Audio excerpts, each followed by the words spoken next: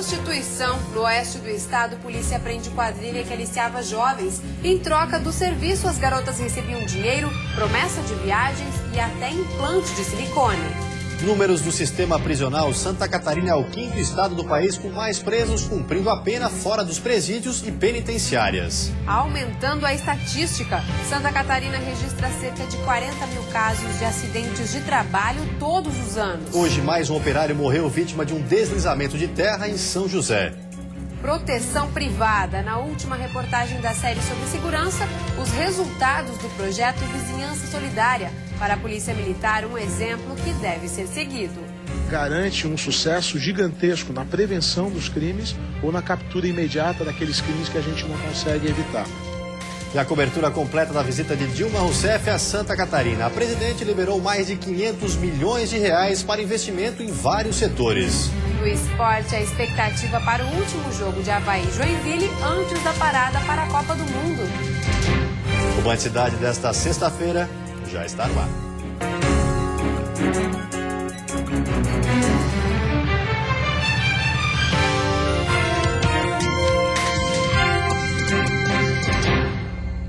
Olá, boa noite. Boa noite. No oeste do estado, a polícia descobriu um esquema de aliciamento de jovens para a prostituição. Além de receber pelo serviço, elas eram mantidas no esquema com a promessa de receberem como prêmio viagens e até implante de prótese de silicone.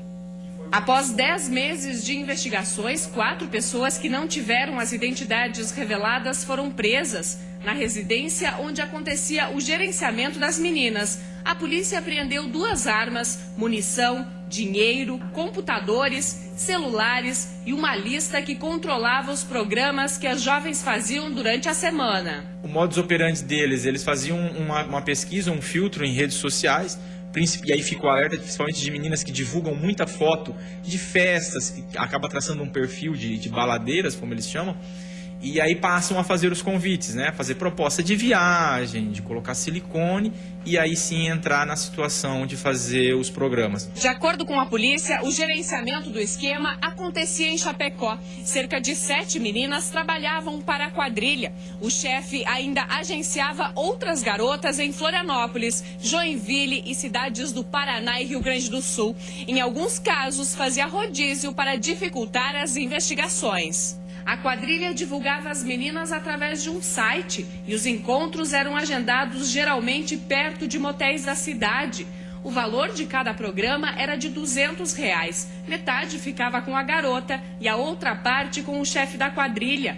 Segundo o delegado, as investigações apontaram que pelo menos uma menina menor de idade também fazia programas. Entre os presos estão 2 mulheres que auxiliavam no esquema. Faziam o papel de se fazer passar pelas garotas. Quando o cliente liga, elas que atendem o telefone, depois elas passavam para as garotas aonde que elas teriam que ir e em qual quarto. As investigações continuam. Os materiais apreendidos foram encaminhados à perícia para obter mais informações sobre o esquema.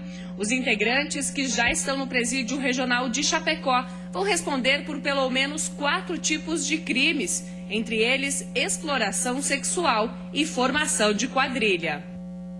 Santa Catarina registra cerca de 40 mil casos de acidentes de trabalho todos os anos. É o 6º estado no ranking nacional. Hoje, pela manhã, mais um operário morreu vítima de um deslizamento de terra na Grande Florianópolis. O desmoronamento aconteceu por volta das 9h30 da manhã em São José. De acordo com um vizinho, o terreno já apresentava sinais de erosão na noite anterior. Eu cheguei por volta da meia-noite e o Honda me disse que estava caindo, estava fazendo barulho e estavam caindo já desde ontem à noite. Luiz Paes de Farias, de 31 anos, trabalhava na construção de um muro de contenção quando aproximadamente 2 metros de terra caíram sobre ele. Os bombeiros chegaram rápido ao local e trabalhavam com a hipótese de Luiz ainda estar vivo. Ele poderia estar embaixo de algumas madeiras, então criaria o que a gente chama de um espaço vital. Então a gente tinha esperança de encontrar ele com vida. Infelizmente, decorrência do trauma ali das madeiras, ele acabou indo a óbito. O corpo do homem foi retirado por volta das 11 horas, já sem vida. Segundo a construtora responsável pela obra, essa parte da fundação era feita por uma empresa terceirizada e o projeto e a construção do residencial estavam com as licenças em dia. A empresa também se comprometeu a dar todo o apoio necessário à família da vítima. Lamentamos o incidente, foi realmente uma fatalidade.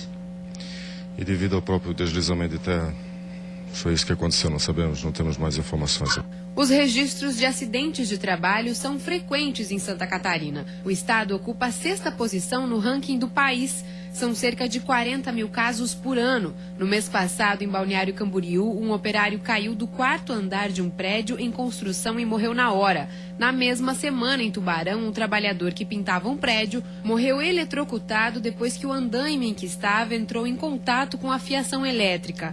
As cidades que mais registram acidentes de trabalho em Santa Catarina são Joinville, Blumenau, Florianópolis, Chapecó e Itajaí.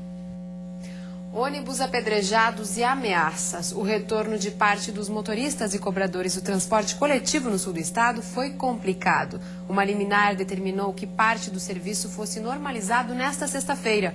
A população estava sem ônibus na cidade desde o início da semana. Pelo menos 7 boletins de ocorrência foram registrados em Criciúma, a maioria por ameaça.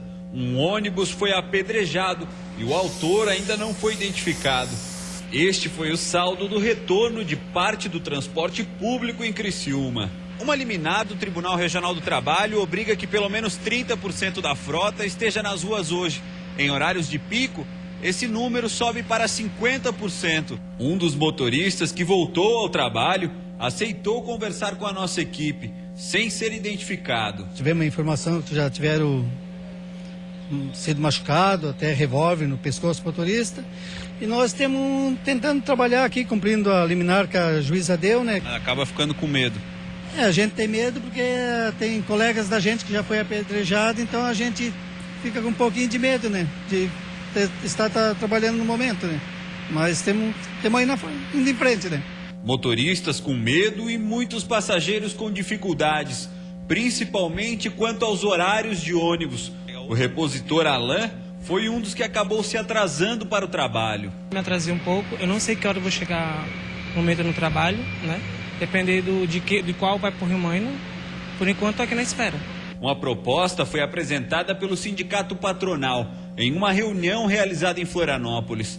A comissão, formada por motoristas e cobradores, convocou uma assembleia que deve ocorrer logo mais às 8 da noite em Criciúma, onde será apresentada a proposta aos trabalhadores. Caso seja aprovada pela maioria, a greve que começou na tarde de segunda-feira pode chegar ao fim ainda hoje. E a seguir, Santa Catarina é o segundo estado do país com mais presos cumprindo pena fora dos presídios e penitenciárias. E na última reportagem da série Segurança Solidária, vamos mostrar como a cooperação dos vizinhos pode ajudar a inibir a ação dos bandidos.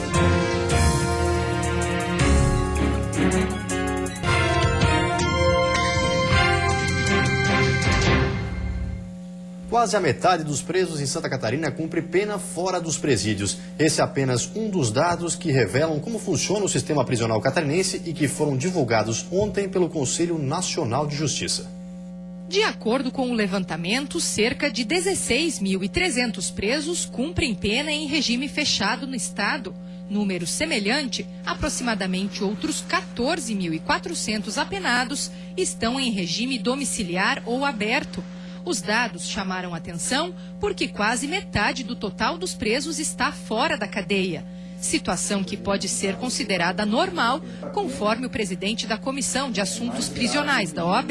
É normal que exista o regime aberto, porque é aquele preso que está saindo do sistema. Ele já passou pelo regime fechado, já passou pelo regime semiaberto e agora vai para o regime aberto.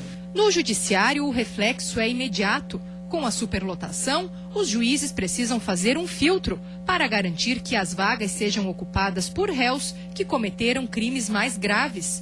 Para o juiz corregedor da área no estado, o projeto que altera a lei de execuções penais em tramitação no Senado pode ajudar na ressocialização dos presos. A grande lógica do sistema seria de que não seria justo e coerente educar o preso para a liberdade, privando ele. O ranking do CNJ também revelou que é baixo no estado o índice de espera por sentença judicial. Apenas 16% dos presos são provisórios. Por outro lado, Santa Catarina está na 5ª posição do Brasil, quando o assunto é o número de detidos.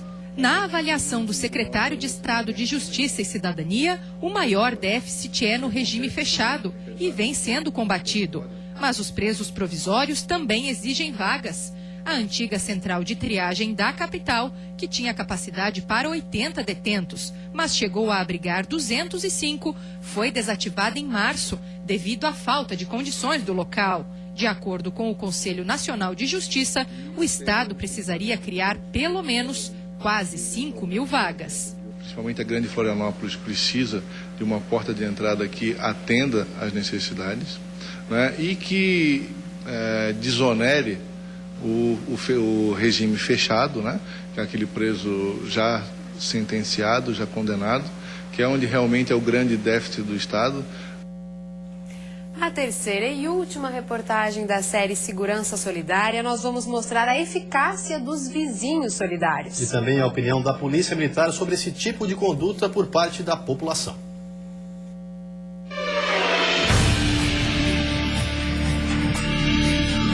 Esse grupo de vizinhança solidária, mostrado na primeira reportagem da nossa série, foi criado neste ano, após o furto na residência de uma moradora. Desde então, com os vizinhos trabalhando juntos pela segurança da rua, nenhum outro caso de roubo ou furto foi registrado. Eu não posso me acomodar e acreditar que as coisas têm que se resolver sozinhas ou que alguém tem que fazer por mim.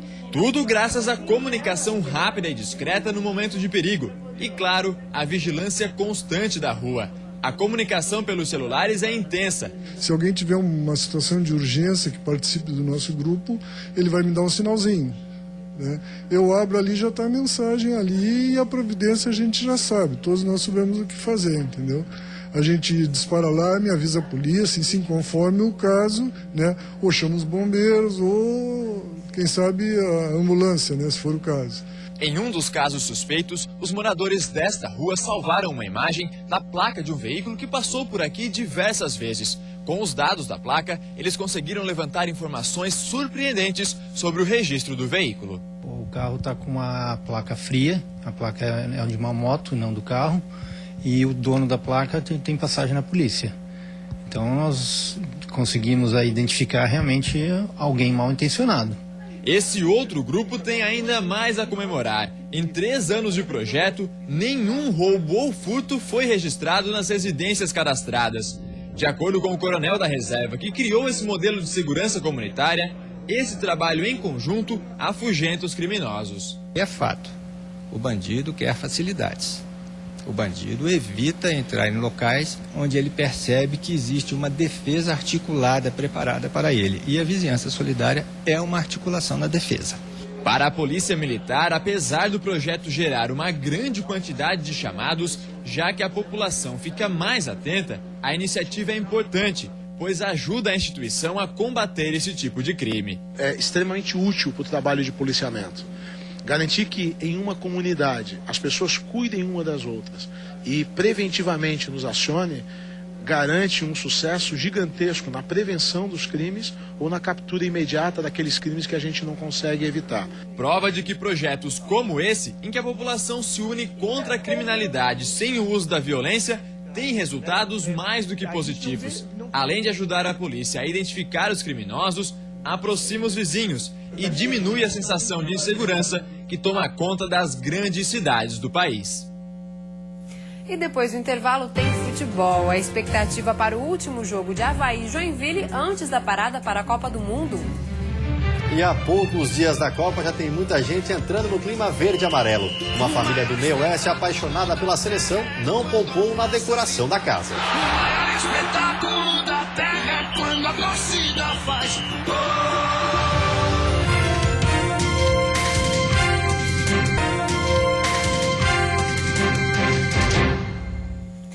Futebol, o Joinville enfrenta o Vila Nova hoje à noite com um time bastante modificado.